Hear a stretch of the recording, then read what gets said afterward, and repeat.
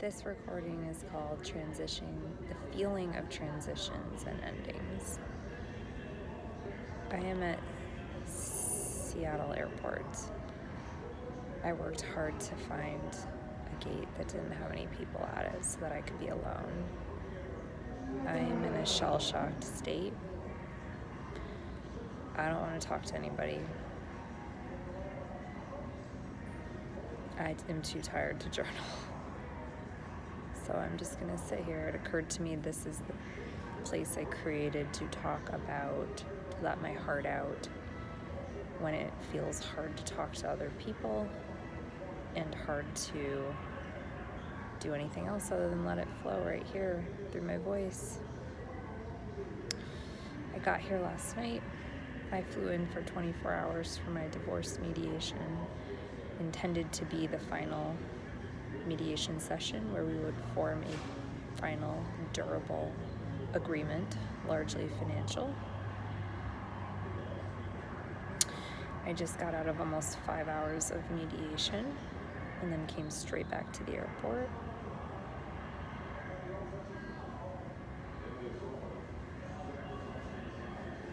I don't know how I thought I'd feel.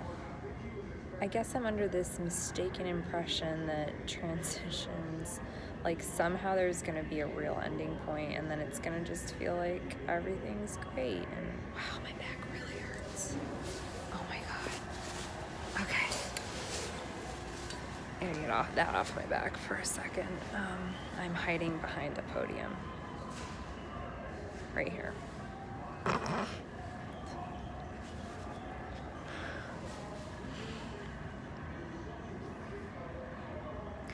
I don't know how I thought I'd feel, but I didn't think I was going to feel this way. I am just so weary. I did have this sort of immediate sense as I was getting on the train to the airport that there was this feeling of, like this is the piece you were waiting for to really feel like you could move on with your life. So that's great. Somehow I feel lighter and like, oh, it's really time. Like this is what I needed to be complete on the relationship and to have some uncertainties settled that were helpful for moving forward. And I just thought I would feel clearer and more, I don't know, I'm just sitting in this space of, I'm discombobulated all over again. I feel upset in the physical sense, not emotionally upset, but like I just got thrown off. I feel overwhelmed. Like I feel like my space felt flooded with all these like I suddenly had all these like memory flashbacks from my relationship with Jonathan. Like all kinds of emotions, different emotions surfaced.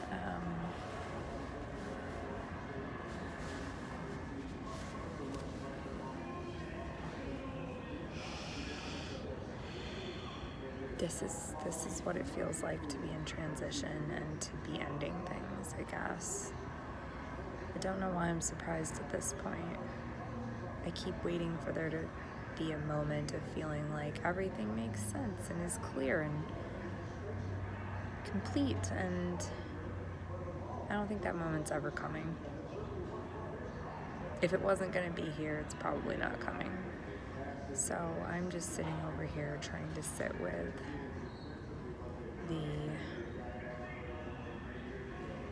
the feeling of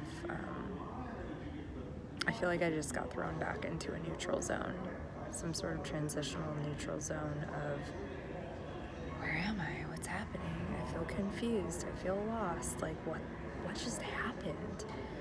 I mean, it's really intense to be in a mediation session for 5 hours.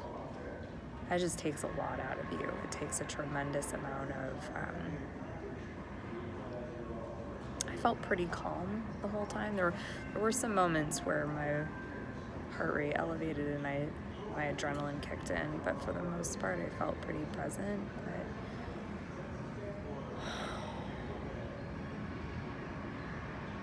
what I will remember from it is towards the end, I think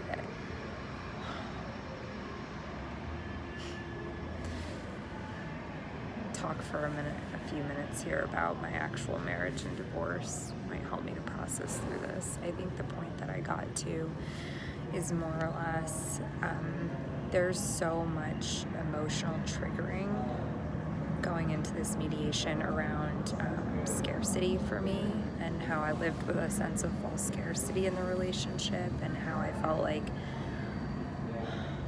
I had to tolerate a lot and was not heard and suffered a lot needlessly.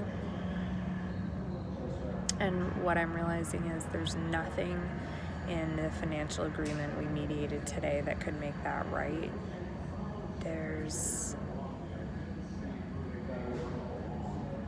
That's like a whole other thing. And that's why we're getting divorced.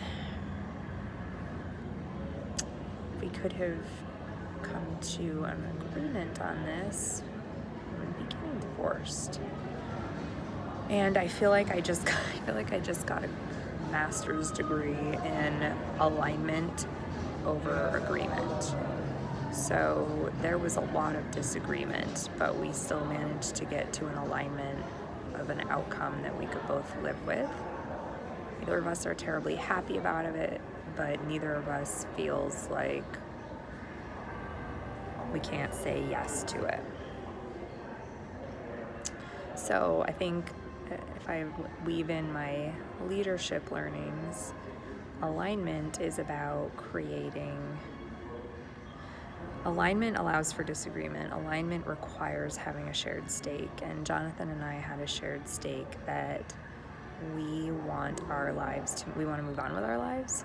And we do not want this to drag out as a result and go to court. So we were in alignment that it was more important for us to reach an agreement, even if neither of us loved it, as long as we could both live with it, so that we can move on energetically. So energetically, the importance of being able to end and complete, and I think that's a little bit of what I felt that did feel clear and good to me earlier, was like, oh, wow, I feel like actually I can finally move on now. Like, we're still not quite complete, but this felt like a big milestone in getting to complete, and I feel proud of that. I feel proud that we were able to do that together, and that we both set aside some hurt and things we didn't like to get there.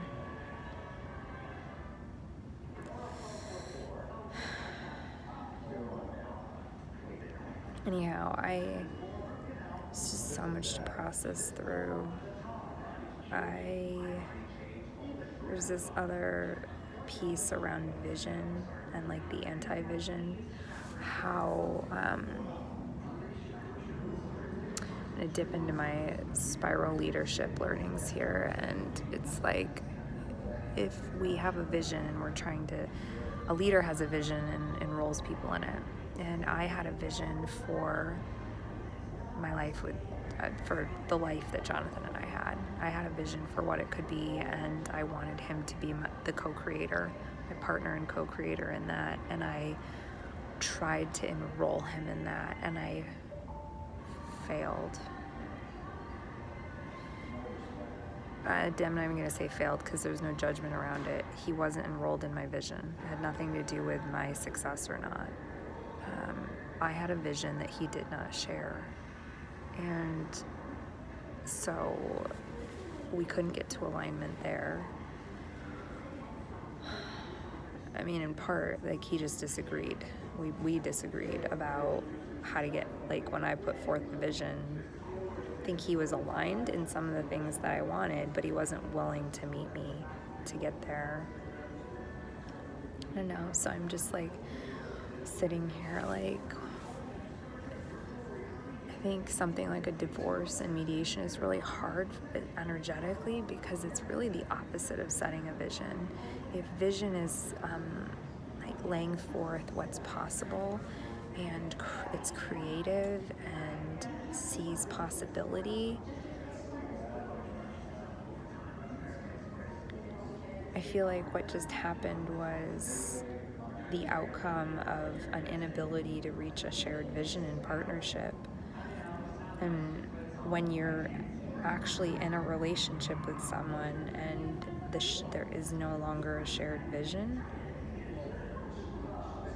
like, what happens? There is a dissolution and an ending that has to happen so that the energy in those two beings can be freed up to move on to more fruitful endeavors.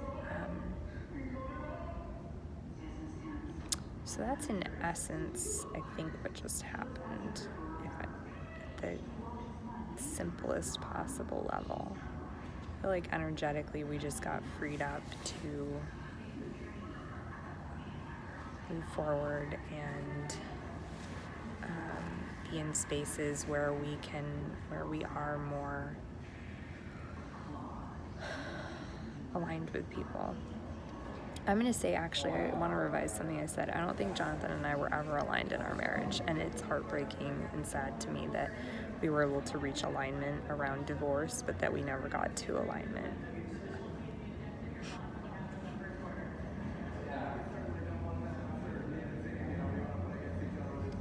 In our marriage. That's what I'm saddest about.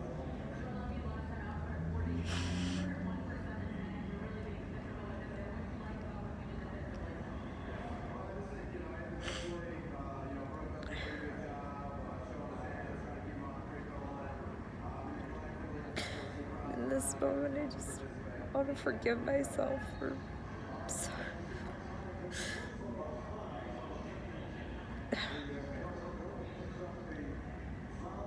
going down the pathway of this marriage. I suppose there was some part of me that knew that I shouldn't marry Jonathan, and I did.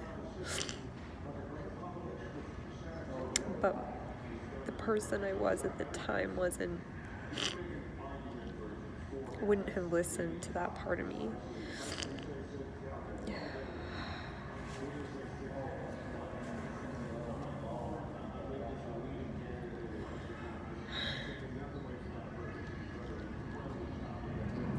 I just need to sit with how sad it feels that that dream and that vision died. And that Jonathan and I both had to expend so much energy in getting to a point of, it's just so messy. It feels so messy and wasteful to me, all the stress on both of us over the past almost, I'd say, 2 years to get to this point.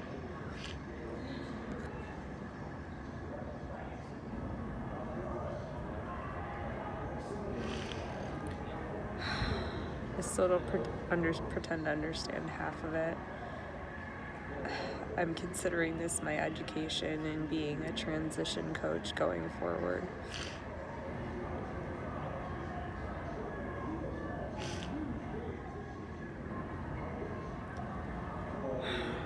None of it makes any sense to me.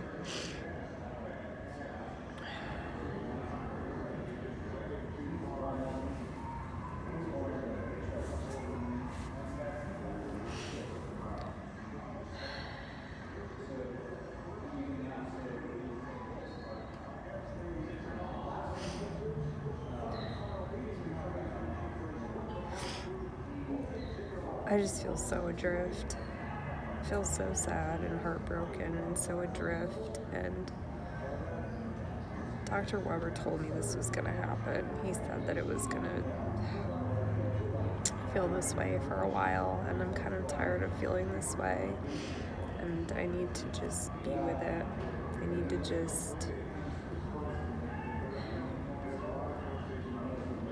get used to feeling unsettled and see what I can create from here. I pulled up my pictures, and for some reason photos threw up like the 1 year ago to me. And it was this 1 year ago, I had an enormous piece of white paper and a box of oil pastels, and I had been sitting on this piece, like I was supposed to create, I don't know, I can't explain it, I just wanted to go buy oil pastels and draw with them, and I'd been sitting on this piece of white paper for like a couple weeks, and I was just afraid to touch it, and I finally did, and I realized it took me so long because the only way I knew how to engage in art previously was from my head and not from my heart or my body. And when I finally did, it was really freeing. And so I look back on that, it was the color that started to unfold on that piece of paper. And then fast forward a year to today, and yeah, so there's a new beginning here. Lots and lots of endings, lots and lots of beginnings. It's like micro endings and micro beginnings, and there's all these different spirals in my life, different things